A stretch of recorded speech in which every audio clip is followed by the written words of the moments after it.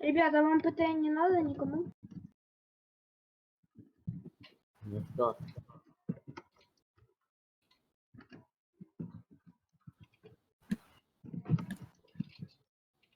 Ти скільки продаєш? Максим, Да.